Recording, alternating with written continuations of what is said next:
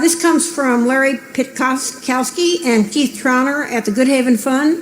In your 1981 shareholder letter, you discussed returns on equity, interest rates, and inflation, and how difficult it was for many companies to function under inflationary conditions. Indeed, that Berkshire itself was not immune and could be negatively affected. Today, it seems like every central banker in the world is desperate to create inflation, something that is generally great for debtors, not so great for creditors, and difficult for owners and managers. Should investors and business owners be thinking more about inflation and higher interest rates after 30 years of declines in both? How would Berkshire behave differently if it became apparent that the future was turning inflationary? Well, inflation would hurt us, but it would hurt most businesses.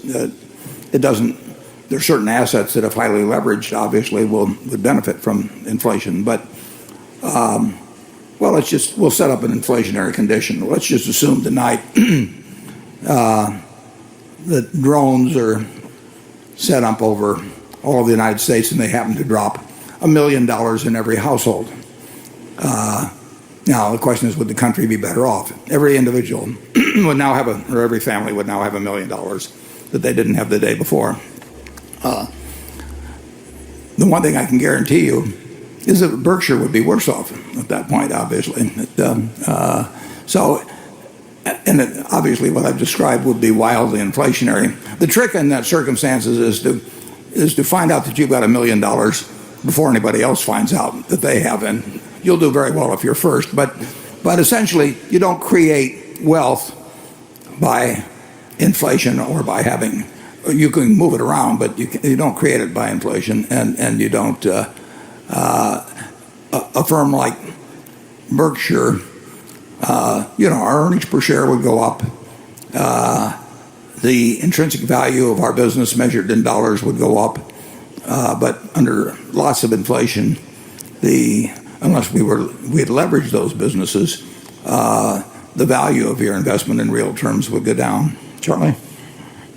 Well, we had a test of hyperinflation in Weimar, Germany, and the people who owned stocks in places like Berkshire got through, and they didn't prosper joyously, but they got through.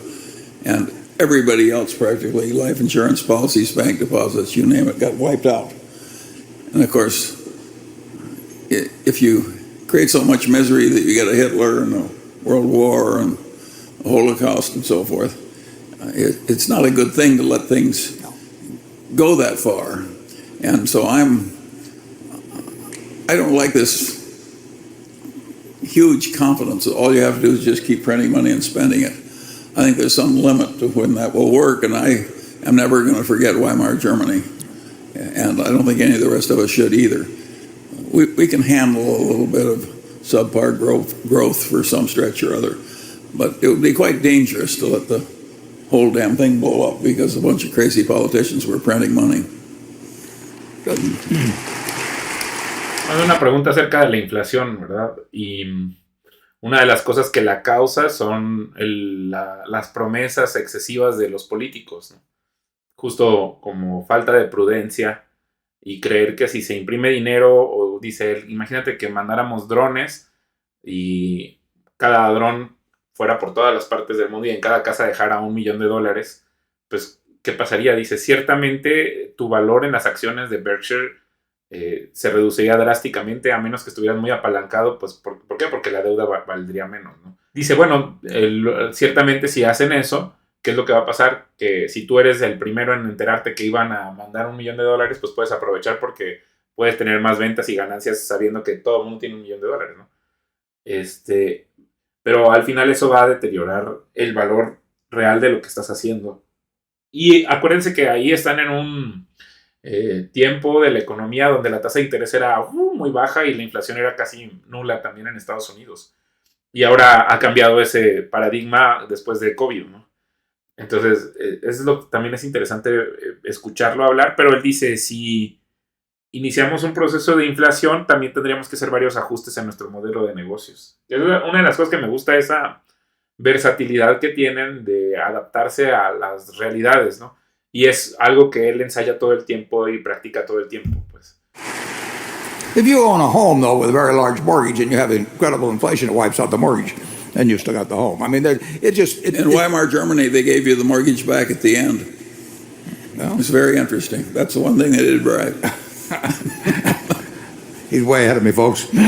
John. Bueno, pero justo él habla que un periodo excesivo de inflación por el tema político pues llevó al surgimiento de Hitler y toda la destrucción que hubo. Entonces dice, no debemos olvidar cómo cuando un político le dice a la gente lo que quiere escuchar y imprimen pensando dinero, pensando que eso va a darles más votos populares, pues tiene ciertos efectos. Por ejemplo, ahorita dijo en la hipoteca, ¿no? Pero al final puede destruir a una sociedad y por eso dice, no hay que olvidar eso que pasó.